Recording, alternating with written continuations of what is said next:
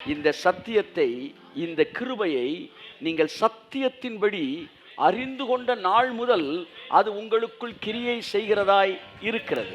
அப்ப எந்த ஒரு சத்தியமும் எப்போ உங்கள்கிட்ட வேலை பார்க்கும்னா, அது என்னைக்கு அறிந்து கொள்றீங்களோ அதுக்கு அடுத்த நாள்ல இருந்து இல்லை, அது அறிந்து கொண்ட அந்த நாள் முதல் அது உங்களுக்குள் வேலை செய்கிறதா இருக்கிறது. வருத்தமில்லாத ஒரு பலன் நமக்கு இருக்கிறது. அது என்னையிலிருந்து வேலை பார்க்க போகுது? என்னையிலிருந்து. நல்லா தட்டுங்க சார். ஆமென். ஸோ என் அன்புக்குரியவர்களே, கர்த்தர் இந்த வேலையை நம்ம டிரான்ஸ்ஃபார்ம் பண்ணுவாராக. 4:6 சொல்கிறது, 1:8 சொல்கிறது, சங்கீதம் 90:10 சொல்கிறது, எல்லாம் வருத்தம் வருத்தம் வருத்தம் என்று சொல்கிறது. மார்க் 6:48 இயேசுவை சுற்றி வந்தவர்கள் எல்லாம் வியாதியினால் வருத்தப்பட்டவர்கள். லூக்கா 4:40 சொல்கிறது, வியாதியில் வருத்தப்பட்டவர்கள் சுற்றி வந்தார்கள். அப்போஸ்தலர் 28:8 சொல்கிறது, அவன் அந்த தீவுக்குள் கடந்து சென்ற போது இரத்த வேதி என்கிற வியாதியினால் அவன் வருத்தப்பட்டவனாக இருந்தான். பெயின், வருத்தம் மீன்ஸ் பெயின். இந்த உலகத்தில் பெயினோட தான் நான் எல்லாத்தையும் புசிப்பேன். ஏன்னா நீ சாப்பிட்ட பழத்தோடைய எஃபெக்ட் அப்படி. ஆதாமின் பிள்ளைகளுக்கு ஆதாமின் சாபம் வேலை செய்கிறது. அவர்கள் பலனை புசிக்கிறார்கள். பலனே புசிக்க மாட்டேன்னு சொல்லலை, ஆனால் வருத்தத்தோடு புசிக்கிறாங்க. எல்லாம் சொல்லுங்க. இப்போ நீங்களும் வருத்தத்தோடு புசிக்கிறீங்கன்னா நீங்கள் அவனுக்கு பிள்ளையா? இல்லை. நீங்கள் ஆதாமுக்கு கீழாக இருக்கிறீர்களா? இல்லை. பின்பு எதற்காக இந்த வார்த்தை என்னுடைய வாழ்க்கையில் ரிஃப்ளெக்ட் ஆகணும் என்பதுதான் என்னுடைய கேள்வி. 3 வசனத்தை வேகமாக நான் முடிக்கிறேன். மார்க் 6:48 எடுத்தவங்க வாசிக்கலாம். லூக்கா 4:40, அப்போஸ்தலர் 28:8. சீக்கிரம் வாசிங்க, நான் சொல்யூஷனுக்குள்ள கடந்து செல்ல விரும்புகிறேன்.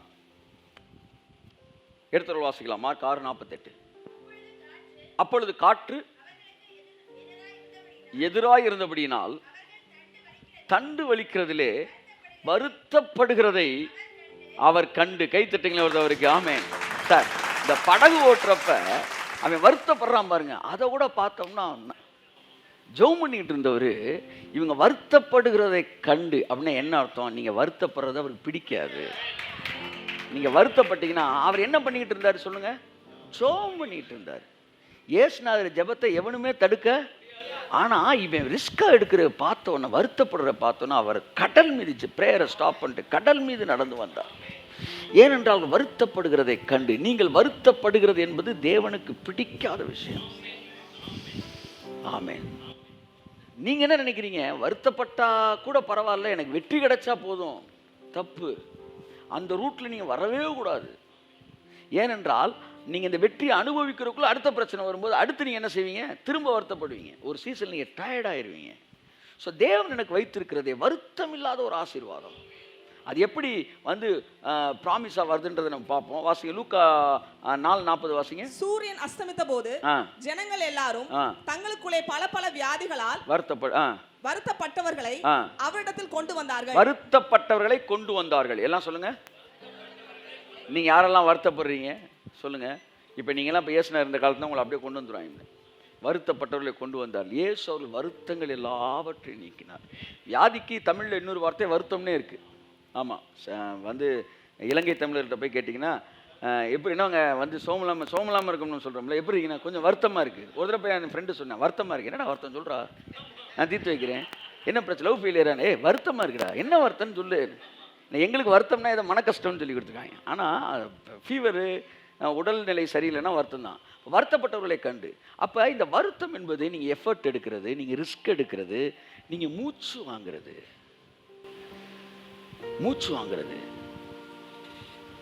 நான் உங்கள்கிட்ட ஒரு கேள்வி கேட்குறேன் சார். இப்போ எத்தனை பேர் மூச்சு விட்டுக்கிட்டு இருக்கீங்க? ஆனால் யாருக்காச்சும் தெரியுதா மூச்சு விடுறது? தெரில. ஆனால் வீசிங் ப்ராப்ளம் வந்தவங்கள பார்க்கும்போது மூச்சு விடுறது எவ்வளோ கஷ்டம் தெரியும். ஆனால் அவங்களும் சர்வைவல் தான் பண்ணுறாங்க. அப்படி மூச்சை இழுத்து விடுறது எவ்வளோ கஷ்டமாக, கஷ்டத்தோடு உயிர் வாழ்கிறாங்க. இப்படி ஒரு மூச்சு விடுறதை நீங்கள் விரும்புவீங்களா? அப்புறம் ஏன் வருத்தத்தோட ஒரு பலனை புசிக்கணும் நீங்கள் விரும்புகிறீங்க? ஏனென்றால் அது ஆதாமின் சாபம். தேவன் உங்களுக்கு அந்த இடத்த வைக்கவே இல்லை. என் அன்புக்குரியவர்களே, இது ஒரு சாபம்.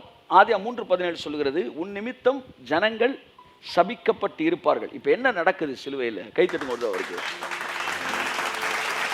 வருத்தத்தோடு பலனை புசிப்பது என்பது உலகத்தில் இருக்கிற காமனா போயிட்டு இருக்க ரூலிங். இப்ப அவரை ஏற்றுக்கொண்டவர்களுக்கு தேவன் செய்கிற காரியம் வாசிப்போம். ஏசாயா 53:11. வருத்தப்பட்டு பலனை சுமப்பது தான் சாபம். ஆமென் சொல்லுங்க. அந்த வசனத்தை வாசிக்கிறதுக்கு முன்னாடி பூமி உன் நிமித்தம் சபிக்கப்பட்டிருக்கின்றார். அந்த சாபம் இங்க பாருங்க, நல்லா கவனிங்க. 3:17 ஆதியாம் சொல்லுது, பூமி உன் நிமித்தம் எப்படி சபிக்கப்பட்டிருக்க ஆண்டவரே? சாபம்னா என்ன அப்படின்னு அடுத்த வரியில சொல்றாரு, வருத்தத்தோடு பலனை புசிச்சா அதுக்கு பேரு சாபம். இந்த உலகத்துல சர்வை பண்றதுக்கு போராடிக்கிட்டே இருந்தா அதுக்கு பேரு சாபம். அப்ப இந்த சாபம் தான் இந்த வருத்தத்தோட பலனை புசிக்க கொடுக்குது. ஒருவேளை இந்த மதிய வேளை நான் சொல்றேன், உங்க வாழ்க்கையில் அத்தனை ஆசீர்வாதத்தையும் வருத்தப்பட்டு நீங்க அனுபவிக்கிறவளா இருந்தீங்கன்னா still you are under a curse.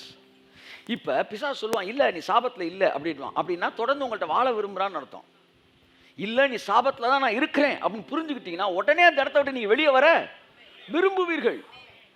10 தொழுநோயாளிகள் படுத்திருக்கிற இடத்துல நீங்க வேகமா போய் நைட் நேரத்துல தூக்கத்துல இடம் இல்லைன்னு படுத்துட்டீங்க. அவர்கள் தொழுநோயாளிகள், அது பரவக்கூடிய அல்லது ஏதோ ஒரு வியாதி என்று வைத்துக் கொள்வோம். அது பரவக்கூடிய வியாதின்னு தெரிஞ்ச மாத்திரத்தை தான் நீங்க என்ன செய்வீங்க? வெளியே வருவீங்க. அது எவ்வளவு மோசமானதுன்னு தெரியாதப்ப நீ உள்ளே தான் படுத்திருப்பீங்க. வருத்தத்தோடு பலனை புசிப்பது என்பது அப்படிப்பட்ட ஒரு சாபம். அது சாபம் என்று தெரியாதனால தொடர்ந்து வாழ்ந்து கொண்டிருக்கிறோம். இந்த மதிய வேளையில கர்த்தர் இந்த சாபத்திலிருந்து விடுதலையாக்கின அந்த கிரயத்தை உங்கள் வாழ்க்கையில கட்டவிழ்ப்பாராக என்று சொல்லுவார். என்னுடைய சபையுடைய ஜனங்கள் வருத்தம் இல்லாமல் கனிகளை புசிக்கிற நாட்கள் இன்று முதல் ஆரம்பமாவதா? கை தட்டி வரவேற்பமாக. ஆமென், ஆமென். பதில்கள் வருத்தம் இல்லாமல் எனக்கு வரும். அற்புதங்கள் வருத்தம் இல்லாமல் எனக்கு நடக்கும். ஆரோக்கியம் வருத்தம் இல்லாமல் எனக்கு இருக்கும். இன்று கண்ட எகிப்தின் வாழ்க்கையில் நான் என்றும் காண்பதில்லை. இயேசுவின் நாமத்தில் செட்ரைட் பண்ணு. ஆமென், ஆமென், ஆமென். உங்களுக்கு இருக்க வேண்டியது வார்த்தை மட்டும்தான். மனுஷனுடைய வார்த்தை இல்லை, தேவனுடைய வார்த்தை.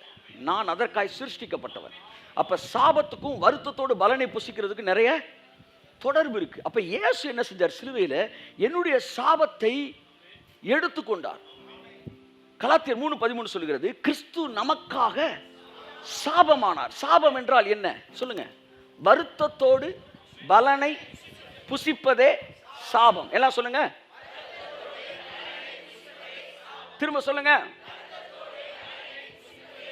அப்ப சிலுவையில் அவர் ஏன் சாபத்தை சுமந்தார்னா என்ன அர்த்தம்? அவர் வருத்தத்தோட பலனை புசிக்கிற அந்த லைஃப் ஸ்டைலே எடுத்துக்கிட்டாரு. எடுத்துட்டு வருத்தமே இல்லாம பலனை புசிக்கக்கூடிய லைஃப் ஸ்டைலை உங்களுக்கு தராரு. அப்ப சிலுவையில வருத்தத்தோடு பலனை புசிக்கிற அந்த சாபம் எப்படி டிரான்ஸ்ஃபர் ஆச்சு? எப்படி என்கிட்ட இருந்து அவருக்குள்ள கடந்து சென்றுச்சு? வாசிப்போம். ஏசாயா 53:11. அதுல பாருங்க, இந்த சாபம் அவர்கிட்ட போறதை நீங்க பார்க்கலாம். வாசிங்க. அவர் தமது ஆத்தும வருத்தத்தின் பலனை கண்டு, அவர் தமது ஆத்தும வருத்தத்தின் பலனை கையத்தட்டே. ஆமென். வருத்தம் வருகிறது, பலனும் வருகிறது. இதுதான் ஆதாம் கொடுக்கப்பட்ட சாபம். நீ வருத்தத்தோடு பலனை புசிப்பாய். இங்கே வருத்தத்தினால் ஒரு பலனை புசிக்கிறார். அவர் தேவகுமாரன். அவர் ஆதாமின் சாபத்துக்கு கீழ்ப்பட்டவர் அல்ல. எந்த பலனையும் அவர் வருத்தப்படாமல் புசிக்க முடியும். ஆனால் இங்கே வருத்தத்தோடு புசிக்கிறார் என்றால் இது யாருடைய சாபம்? என்னுடைய சாபம் அங்கே போயிருக்கிறது. ஆகையால் இனி என்னுடைய வாழ்க்கையிலே நான் வருத்தத்தோடு பலனை புசிக்க வேண்டிய அவசியம். கையத்தட்டுங்க ஒரு தடவை இருக்காமே. வாசிப்போம். எரேமியா 17:8. இயேசு பாருங்க, இங்க நம்ம சாபத்தை ஏற்றுக்கொண்டு வருத்தத்தின் பலனை என்ன புசித்தார். இது யாருடைய லைஃப்? யார் வாழ வேண்டிய வாழ்க்கை? அதை இயேசு வாழ்ந்தார். ஆகையால் நான் விடுவிக்கப்பட்டேன். இப்ப எனக்கு வச்சிருக்கிற லைஃப் ஸ்டைல் என்னன்னா, வாசிங்க. எரேமியா 17:8. அவன் தண்ணீர் அண்டையிலே, அவன் தண்ணீர்கள் அண்டையில் நாட்டப்பட்டதும் கால்வாய் ஓரமாய் தன் வேர்களை விடுகிறதும். எப்படி வந்து பாருங்க, சூப்பர் லைஃப் நமக்கு வச்சிருக்காரு. கையை தட்டுங்க. மழை வருதான்னா பார்க்க வேணாம். ஏன்னா நீ மலையை பார்த்து வளர்க்கப்பட்ட மரம் இல்ல, நீ கால்வாய் ஓரமாக தண்ணீர் அண்டை நடப்பட்ட மரமாய் இருக்கிறாய். அதனால எல்லாருக்கும் மழை வந்த ஆசீர்வாதம், உனக்கு 24 மணி நேரம் ஆசீர்வாதம். சிலுவைக்கு கீழ் வந்தவர்கள் வாழ்க்கை எப்படியா? வாசிங்க வாசிங்க. உஷ்ணம் வருகிறதை காணாமல். முதல்ல வாசிங்க. சிலுவை கீழ் வந்தவனுடைய ஆசீர்வாதம் எப்படி? அவன் தண்ணீர் அண்டையில் நடப்பட்டதும். எத்தனை பேர் சிலுவை கீழ் வந்திருக்கிறீங்க? உங்களை பத்தி பைபிள் சொல்லுது, நீங்கள் தண்ணீருக்கு பக்கத்துல நாட்டப்பட்டிருக்கீங்க. அதனால எப்பவுமே உங்களுக்கு பிளெஸிங். நாட்டப்பட்டதும் கால்வாய் ஓரமாய் தன் வேர்களை, ஆஹா ரொம்ப ஸ்மூத்தா விடுது பாருங்க. இந்த மரம் நல்லா குழு குழு குழு குழுன்னு இருக்கு, கும்முன்னு இருக்கு. எல்லாம் சொல்லுங்க, நான் தண்ணீர் அன்றை நாட்டப்பட்டவன், கால்வாய் ஓரமாய் என் வேர்களை விடுகிறவன், உஷ்ணம் வருகிறதை காணாமல் இலை பச்சையாயிருக்கிறதும். எப்பவுமே நீங்க கிரீனா தான் இருப்பீங்க, ஆசீர்வாதமா இருப்பீங்க. உஷ்ணம் வரும், ஆனா உங்களுக்கு அந்த உஷ்ணமே ஏறாது. ஏன்னா உங்க வேர்கள் எங்க இருக்கு? தண்ணிக்கு பக்கத்திலேயே நீங்க இருக்கிறீங்க. மலை தாழ்ச்சியான வருஷத்திலும் நல்லா கையத்தட்டு, நல்லா கையத்தட்டு, நல்லா கையத்தட்டு. இந்த உலகத்தினுடைய எக்கனாமி விழுந்தாலும், இந்த உலகத்துல வறட்சி வந்தாலும், நாங்க வருத்தமின்றி, வாசிமா, வருத்தமின்றி வருத்தமின்றி தப்பாமல் கனி கொடுக்கிறதுமான, ஆமென், மரத்தை போல் இருப்பான். நல்லா வாசிமா, ஃபுல்லா அந்த வசனத்தை. வருத்தமின்றியா? அவன் தண்ணீர் அண்டையிலே, இல்ல வருத்தமின்றி அங்க இருந்து, வருத்தமின்றி தப்பாமல் கனி கொடுக்கிறதுமான மரத்தை போல் இருப்பான். ஆமென். இந்த மரம் வருத்தப்பட்டு கனி கொடுக்குதா, வருத்தப்படாம கொடுக்குதா? அப்ப யாராச்சும் உங்கள்கிட்ட வந்து கஷ்டப்பட்டாதான் தம்பி அப்படின்னா, அதாவது ஸ்பிரிச்சுவல் லைஃப்லையும் கடவுள்கிட்ட இருந்து ஒன்று வாங்குறதையும் பைபிள் சொல்லுது, make every effort to enter into rest. எப்படி சொல்லுங்க? Make every effort to enter into rest அப்படின்னா, ரெஸ்ட்டுக்குள்ள நுழையிறதுக்கு வேர்க்க விறுவிறுத்தாச்சும் ரெஸ்ட்டுக்குள்ள போயிருக்கு. வேலையே பார்க்காம இருக்கிற அந்த ரெஸ்ட் இருக்கு பார்த்தீங்களா, ஸ்பிரிச்சுவல் ரெஸ்ட். அதுக்குள்ளே போகிறதுக்கு எல்லா எஃபர்ட்டும் எடுத்துரு. எஃபர்ட்டே இல்லாமல் நீ வாழணுன்றக்கு ஒரு எஃபர்ட் எடு. என்ன எஃபர்ட்டு? ரெஸ்ட்டுக்குள்ளே போயிடணுன்ற எஃபர்ட் எடுத்துரு. அப்படின்னா என்ன அர்த்தம்னா, இந்த ஒரு விஷயத்தை ஸ்ட்ராங்காக கனெக்ட் ஆகிடணும். எல்லா சூழ்நிலை மத்தியில் ஆண்டவர் என்னை நீங்கள் ரெஸ்ட்டில் தான் வச்சுருக்கீங்க, என்னை நீங்கள் ரெஸ்ட்டில் தான் வச்சுருக்கிறீங்க. நான் இனி வருகிற என் நாட்களில் நான் வந்து போராடி போராடி ஜெயிக்கிறது அல்ல, நான் வருத்தமின்றி பலனை புசிப்பேன். கைத்தட்டுங்க ஒரு தவறுக்கு. சிலுவைக்கு கீழாய் வரும்போது கிறிஸ்து எனக்காய் சாபமானார். கிறிஸ்தியன் சாபத்தை ஏற்றுக்கொண்டார். தம்முடைய ஆத்ம வருத்தத்தின் பலனை நான் புசிக்க வேண்டியதெல்லாம் அவர் வருத்தப்பட்டு புசிச்சாரு. ஏனென்றால் நான் வருத்தப்படாமல் புசிக்கிறனால நான் சிலுவைக்கு கீழே வந்தபடி நான் வெளிப்படுத்தல் 22ஆம் அதிகாரம் 3ஆம் வசனம் சொல்லுகிறது, இனி ஒரு சாபமும் இராது. ஆமென். ஆதியாகமம் 3ஆம் அதிகாரம் 17, வெளிப்படுத்தல் 22:3 என்ன செய்யுது? முடியுது. வாசிங்க 22:3. இனி ஒரு சாபமும் இராது. கை தட்டுங்களேன் ஒரு தடவை எல்லாருக்கும், நல்லா தட்டுங்களேன். ஆமென். இனி ஒரு சாபம் இராது. தேவனும் ஆட்டுக்குட்டியானவரும் இருக்கிற சிங்காசனம் அதில் இருக்கும். ஆமென். எங்கெல்லாம் ஆட்டுக்குட்டியானவருடைய சிங்காசனம் இருக்கோ, எங்க இருக்கு சொல்லுங்க? இங்க இருக்கு. சொல்லுங்க, இங்க இருக்கு. தேவனும் ஆட்டுக்குட்டியானவருடைய சிங்காசனம் எனக்குள்ளே இருக்கிறது. அப்ப ரட்சிக்கப்பட்டப்ப என்ன செஞ்சீங்க? அவருக்கு ஒரு சிங்காசனத்தை வச்சீங்க. இங்க அவர் என்னைக்கு வந்து உங்க வாழ்க்கையில உட்கார்ந்தாரோ, இனி ஒரு சாபமும் எனக்கு கிடையாது. ஒரு சாபமும் என் வாழ்க்கையில கிடையாது. என் குடும்பத்தில் வியாதி என்ற சாபம் கிடையாது, வேதனை என்ற சாபம் கிடையாது, ரிஸ்க் எடுத்து நாங்கள் சக்ஸஸ் பண்ணுற சாபம் கிடையாது. இன்னைக்கு நீங்கள் நம்புவதற்கு இருதயத்தை திறப்பீர்கள் என்றால், இந்த நாள் முதற்கொண்டு இந்த சத்தியம் உங்களுக்குள்ளே வேலை செய்ய ஆரம்பிக்கும். ஆமென். வருத்தமில்லாத ஒரு பலனை புசிக்கத்தக்கதாய் கர்த்தர் உங்களை ஆசீர்வதிப்பார். நான் வருத்தமின்றி பலனை புசிப்பதற்காய் சிருஷ்டிக்கப்பட்டவன். அப்படி என்றால் வேலை செய்ய வேண்டாமா? அப்படி என்றால் உழைக்க வேண்டாம்? இப்படி 1000 கேள்விகள் உங்களுக்குள்ளே எழும்பலாம். நான் சொல்லுகிறதை வெறும் மாம்சத்தின்படி கேட்கிறவர்களுக்கு தான் இந்த சந்தேகம் வரும். ஆவியில் கேட்கிறவங்களுக்கு சந்தேகம் வராது. ரெஸ்ட் என்று நான் சொல்லுவது எல்லாம் பூரணமாய் பதட்டமற்ற ஒரு வாழ்க்கை. அதாவது சுறுசுறுப்பற்ற வாழ்க்கை நான் சொல்லலை, பரபரப்பற்ற வாழ்க்கை. சுறுசுறுப்பு வேறு, பரபரப்பு வேறு. ஏற்கனவே சொல்லியிருக்கிறேன். வாழ்க்கை நம்ம ஃபுல்லாக சுறுசுறுப்பு அல்ல, பரபரப்பில் போயிட்டுருக்குறோம். பரபரப்பு சாபம், சுறுசுறுப்பு ஆசீர்வாதம். காலையில் எந்திரிச்சு இப்போ நான் சொல்கிறேன், 7 மணிக்கு ஒரு டாக்டர் டியூட்டி பார்க்குறதுக்காக எங்கே போகிறாரு? ஹாஸ்பிட்டல் போகிறாரு. அதுக்கு பேர் என்ன? சுறுசுறுப்பு. அதே 7 மணிக்கு எமர்ஜென்சியில் ஒரு ஆளை வச்சுட்டு ஒரு பேஷண்ட்டை பார்க்க அந்த வீட்டுக்காரன் போகிறாங்க பாருங்க, அதுக்கு பேர் பரபரப்பு. இது சாபம், இது ஆசீர்வாதம். ஸோ நல்லா கவனிங்க. காலையில் ஐசிஐசிஐ பேங்க்கில் வந்து அல்லது ஏதாச்சும் ஒரு பேங்க்கில் வந்து 10 மணிக்கு ஃப்ரெஷ்ஷாக உள்ள நுழையிறாங்க. இல்லாட்டி ஏர் ஹோஸ்டஸ் எல்லாம் வந்து ஏர்லைன்ஸில் வந்து ஏர்போர்ட்டில் வேலை பார்க்குறதுக்கு போகிறாங்க. அதுக்கு பேர் என்ன? பரபரப்பு இல்லை, சுறுசுறுப்பு. ஆனால் தீப்பிடிச்ச இடத்துல தீ அணைக்க போகும்போது பரபரப்பு. சில எப்பொழுதும் பரபரப்பாக இருக்க விரும்புகிறார்கள். நான் ஏற்கனவே சொன்னது போல அவர்கள் தீயணைப்பு பணிகள் தான் சேர்க்கணும். நான் என்ன சொல்ல வருகிறேன் என்றால், என் அன்புக்குரியவர்களே, உங்கள் வாழ்க்கையில் சுறுசுறுப்பாக இருக்க வேண்டிய அவசியம் இல்லை, நான் பேசவே இல்லை. உங்கள் வாழ்க்கையில் பரபரப்பாக இருக்க வேண்டிய அவசியம் இல்லை. கர்த்தர் உங்களை அந்த சாபத்திலிருந்து விடுதலை ஆக்கியிருக்காரு. நான் இளைப்பாறுதலில் இருந்து, ஆமே, நான் சுறுசுறுப்பாக இருந்து, ஆமேன்னு சொல்லுங்க. ஆமே. இப்போ மூச்சு விட்டுக்கிட்டு தான் இருக்கீங்க, வேலை பார்த்துக்கிட்டு தான் இருக்கீங்க, ஆனால் ரிஸ்கே எல்லாம் பண்ணுறீங்களா? இப்படி தான் உங்கள் வாழ்க்கை இருக்கும். நல்லா தட்டுங்க. ஆமே. நல்லா தட்டுங்க. அவருக்கு ஆமே. கலங்காதீங்க, பயப்படாதீங்க. வருத்தத்தோட பலனை புசிக்கிற வாழ்க்கை என்பது சாபத்துக்குட்பட்ட வாழ்க்கை. வருத்தம் இல்லாமல் கனியை புசிப்பான் என்பதுதான் நீர்க்கால்கள் ஓரமாய் நடப்பட்டவனுடைய வாழ்க்கை. இந்த நாள் முதற்கொண்டு நம் ஒவ்வொருடைய வாழ்க்கையும், ஒவ்வொருடைய வாரமும், ஒவ்வொரு நாளும் வருத்தம் இல்லாமல் கனி புசிக்கிற நாளாய் இருப்பதாக. காரணம், என்னுடைய சாபம் சிலுவையிலே சுமந்து தீர்க்கப்பட்டபடினால் இனி நான் வருத்தப்பட வேண்டிய அவசியம். கை தட்டுங்க அவருக்கு ஆமே. என்னை ஏமாற்றி வைத்த இந்த பிசாசின் கிரியைகள் எல்லாம் வெளியேற்றப்படுவதா. எனக்குள்ள அவைகள் கிரியை செய்ய முடியாது. இயேசுவின் நாமத்தினாலே. ஆமே. நான் முந்தின ஆதாமுக்கு கீழாக இல்லை, நான் பிந்தின ஆதாமுக்கு கீழாய் இருக்கிறேன். நான் ஆதாம் என்கிற காட்டு ஒலிவ மரத்திலிருந்து வெட்டப்பட்டு நல்ல ஒலிவ மரமாகி இயேசுவோடு இணைக்கப்பட்டு இவருடைய வேருக்கும் இவருடைய சாரத்திற்கும் பங்காளியாய் மாறி. கையை தட்டுங்க அவருக்கு. நீங்கள் வருத்தப்படுகிறதுனாலே ஒரு தலை முடியை கூட நீங்கள் வெண்மையாக்கவோ கருமையாக்கவோ முடியாது. எவ்வளவு தெளிவா பேசிட்டார் பாருங்க. ஆமே. உங்களில் எவன் ஒருவன் வருத்தப்படுகிறதுனாலே தன்னுடைய சரீர வளர்ச்சியில ஒரு முளத்தை, இவர் யாரு? இவர் 23 அடி இருக்க, ரொம்ப கவலைப்பட்டவர். அவரே 60 அடி இருக்கார், அவர் கவலையே தான் வாழ்க்கையா வாழ்ந்தவர். கர்த்தர் சொன்னார், ஒரு முளத்தை கூட நீ கூட்ட முடியாது, ஒரு முடியை கூட வெள்ளையாக்க முடியாது. அற்பமான காரியம் முதலாய் உங்களால் செய்யக்கூடாது இருக்க நீங்கள் கவலைப்படுகிறது என்ன? என்ன சொல்றாரு? உன்னால செய்ய முடியுமான்னு கேட்கிறாரு. முடியும் ஆண்டவரே. அப்புறம் ஏன் கவலைப்படுற?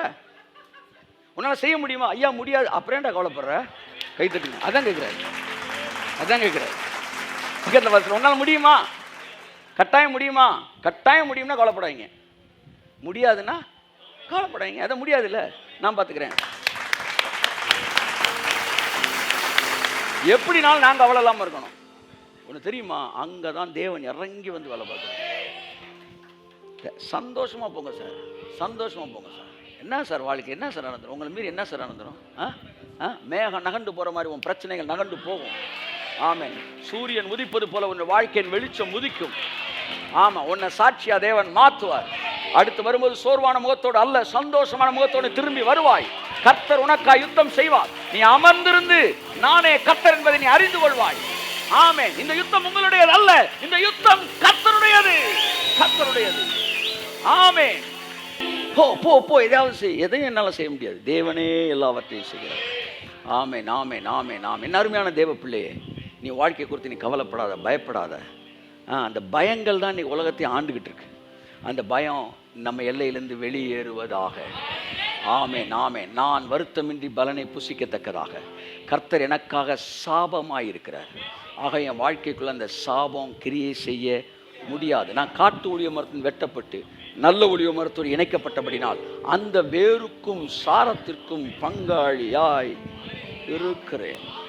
பாருங்க, ஒரு நபர் வந்து இப்போ உங்களுக்கு சளி இருக்குது, லங்ஸை சுற்றி இருக்குது அப்படின்ன உடனே அவங்களை என்ன செய்கிறாங்க, வேகமாக கொண்டு போய் ஒரு என்ன செய்கிறாங்க, ட்ரிப்பு ஏற்றுறதுக்காக அதில் ஆன்டிபயோட்டிக்கா, வாட் இஸ் தட்? ஆன்டிபயோட்டிக் அந்த இதெல்லாம் எதிர்ப்பு, அந்த சளிக்கு எதிரான மருந்தெல்லாம் எதை சேர்த்துறாங்க, அந்த இதில் சேர்த்து உங்களுக்குள்ளே ட்ரிப் சேர்த்துறாங்க. இது உள்ளே போக போக போக கொஞ்சம் கொஞ்சமாக அந்த சளி என்ன செய்யுது, மாறி நீங்கள் இழுத்து மூச்சு விடுறதாலும் ஃப்ரீயாக மூச்சு விட ஆரம்பிக்கிறீங்க. இப்போ நீங்கள் இதோட இணைக்கப்பட்டிருக்கிறனால ஒவ்வொரு செகண்டும் இதனுடைய வல்லமை உங்களுக்குள்ள வேலை பார்த்துக்கிட்டே இருக்கு. உங்களோட வியாதி வெளியேறிக்கிட்டே இருக்கு, நீங்கள் சுகமாயிட்டே இருக்கீங்க, நீங்கள் தெளிவாயிடுறீங்க. இப்படித்தான் இயேசு என்ன செஞ்சார், ஆதாம்கிட்ட உங்களை வெட்டி எடுத்து தம்முடைய ஜீவனோடு உங்களை இணைத்து நல்ல ஒலிவ மரமாகிய இயேசுவோடு இணைத்தார். காட்டு ஒலிவ மரத்திலிருந்து வெட்டப்பட்டீர்கள். அந்த மரத்தில் என்ன வந்துகிட்டு இருந்துச்சுன்னா மரணம் வந்துகிட்டு இருந்துச்சு. அந்த மரத்தில் வியாதி வந்துகிட்டு இருந்துச்சு. அந்த மரத்தில் வறுமையும் பற்றாக்குறையும் அவமானமும் நிந்தையும் வந்துகிட்டு இருந்துச்சு. கர்த்தரோ இரக்கத்தில் ஐஸ்வர்யம் உள்ளவராய் சிலுவைக்கு கடந்து வந்து உங்களை காட்டு ஒலிவ மரத்திலிருந்து வெட்டி எடுத்து நல்ல ஒலிவ மரமாகிய இயேசுவோடு பிதாவாகிய தேவன் உங்களை இணைத்தபடியினாலே இப்பொழுது உங்களுக்குள்ளாக ஜீவன் பாய்ந்து கொண்டிருக்கிறது, ஆரோக்கியம் பாய்ந்து கொண்டிருக்கிறது, ஐஸ்வர்யம் பாய்ந்து கொண்டிருக்கிறது, மகிமை பாய்ந்து கொண்டிருக்கிறது, ஓ புகழ்ச்சி பாய்ந்து கொண்டிருக்கிறது. நீங்கள் இணைக்கப்பட்டு இருக்கிறீர்கள் சகோதரர். நீங்கள் புரிந்து கொண்டாலும் புரியாவிட்டாலும் ஒவ்வொரு நிமிடமும் உங்களுக்குள்ளே ஜீவன் பாய்ந்து கொண்டே இருக்கிறது. கரங்களை தட்டி கர்த்தருக்கு நன்றி சொல்லுவோம். ஆமாம். எத்தனை பேர் உங்க எல்லாருக்கும் நான் வியாதியை தரேன், வியாதியை வாங்கிக்கோங்க, ஆனால் சர்வைவல் பண்ணிக்கலாம். அதுக்கடையில் டிவி பார்க்கலாம், ஜோக் அடித்து பார்த்துக்கலாம்.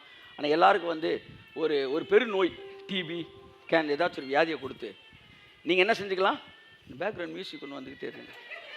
அதுதானே எல்லோரும் சர்வே பண்ணலாம், சரியா, சர்வே பண்ணலாம். ஆனால் எல்லோரும் வியாதி வாங்கிக்கங்கன்னா அது விரும்புவீங்களா? வியாதியோடு சர்வே பண்ண விரும்புவீங்களா? நோ. வியாதியே இல்லாமல் சர்வே பண்ண விரும்புகிறீங்க. அப்படித்தான் வருத்தத்தோட வாழ்ந்து விரும்புகிறீங்க. வருத்தம் என்பது ஒரு வியாதி. அந்த வருத்தமே இல்லாமல் சர்வே பண்ணுறதுக்கு தான் தேவன் என்ன வச்சிருக்கிறார். எந்த காரியத்தை குறித்து நான் கவலைப்பட வேண்டிய அவசியம் இல்லை.